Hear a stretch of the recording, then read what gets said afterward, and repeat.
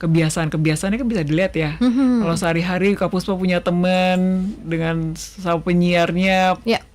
mungkin kalau baru pertama kali kan kita harus ada adaptasi gitu ya, penyesuaian-penyesuaian. Tapi kalau mungkin udah seminggu, 2 minggu, 1 bulan, pasti udah kelihatan lah kebiasaan-kebiasaannya. Oh, dia restriknya ada di sini nih gitu, Ya. atau terlalu banyak mungkin persiapan dan sebagainya. Nah, kalau yang introvert mungkin agak lebih terlihat dari kesiapan-kesiapannya.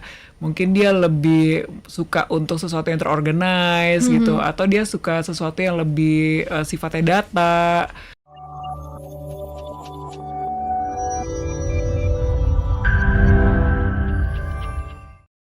Ketika kita menghadapi apalagi dengan pekerjaan begitu ya, dengan rekan kerja yang introvert, itu mencairkan suasana atau bisa langsung bisa punya bonding gitu ya sama yang introvert tuh gimana sih Kak Fani?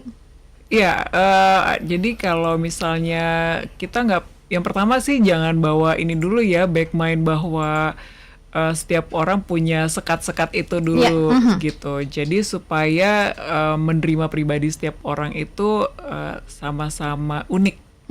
Nah, kalau kita menerima keunikan setiap orang kan, jadi kita nggak perlu harus, oh ini timnya si introvert, jadi kalau kita menghadapi si dia harus begini gitu, harus well prepared gitu.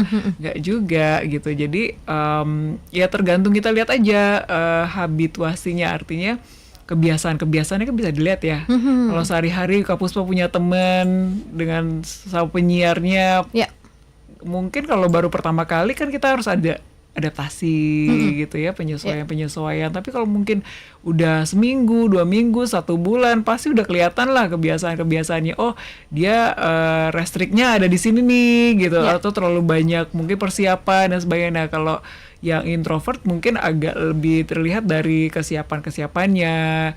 Mungkin dia lebih suka untuk sesuatu yang terorganize gitu, atau dia suka sesuatu yang lebih sifatnya data.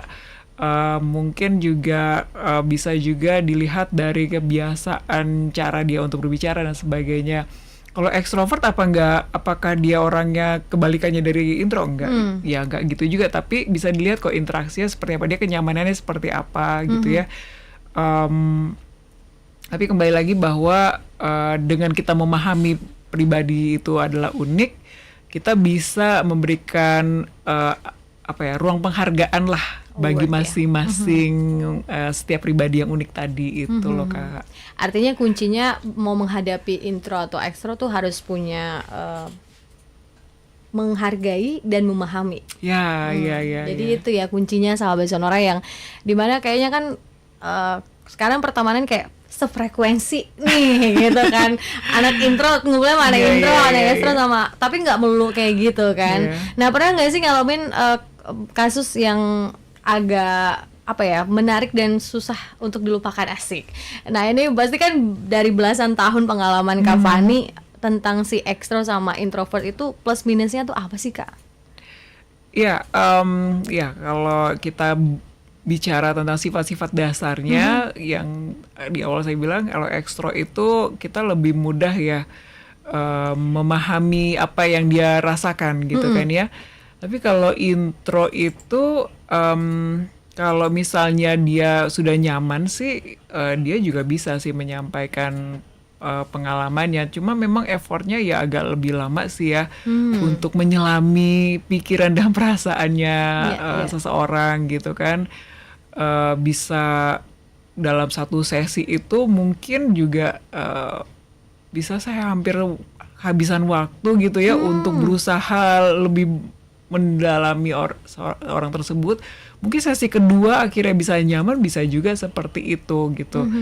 Ya, artinya kita perlu belajar juga, oh space dia butuh penerimaan orang untuk bisa dekat dengan dia, ya jaraknya butuh waktu, ya nggak apa-apa gitu. Tapi lebih banyak kalau gender ya, lebih banyak cewek yang extrovert atau cowok yang introvert, atau kebalikannya nih Kak, yang Kakak temui? Oke, kebanyakan sih kalau klien yang datang tuh cewek ya, banyakan ya cewek yang datang untuk konsul. Tapi kalau yang klien cowok, laki-laki tuh juga ada juga sih ya, yang intro kebanyakan ya. Justru banyak kan saya lihat introvert ya yang pada datang ya, gitu iya, ya. iya. Nah, ada penyebab khusus nggak sih seseorang tuh jadi punya kepribadian introvert? Apakah dengan background keluarga atau yang tadi aku pernah di awal kan, apakah seseorang dari intro bisa ke ekstro? Itu ada penyebab khusus nggak sih, Kak Fani? Ya, sejauh yang saya baca dari beberapa literatur atau literasi yang saya lihat, mungkin banyak peneliti juga nggak bisa confirm 100% ya, gitu ya. Bahkan pendahulu peneliti yang udah luar biasa juga tidak bisa menegaskan, oh ini 100% dengan sifat dasar seperti ini, gitu. Ya. Jadi ada kondisi-kondisi di mana seseorang itu terbentuk di bagian-bagian genetisnya, mungkin secara genetis dianya udah terbentuk seperti itu, gitu ya. Tapi itu nggak confirm banget gitu, karena kan pada saat dia dibesarkan kan di dalam keluarga inti, kita nggak tahu juga apa yang terjadi di dalam keluarga intinya, pengalamannya di dalam keluarga inti kayak gimana, apakah harmonis, kurang harmonis. Belum lagi nanti dia pada saat masa sekolah berhadapan dengan lingkungannya, budaya, nilai-nilai budaya juga mempengaruhi juga loh, pendidikan gitu, keyakinan dan sebagainya. Jadi itulah yang membentuk seorang Silvani saat ini atau seorang Kak Puspa saat ini, we never know, gitu. Artinya ya bisa saja misalnya ya 40% dia introvert tapi komponen-komponen lainnya membentuk dia. Oh, oke.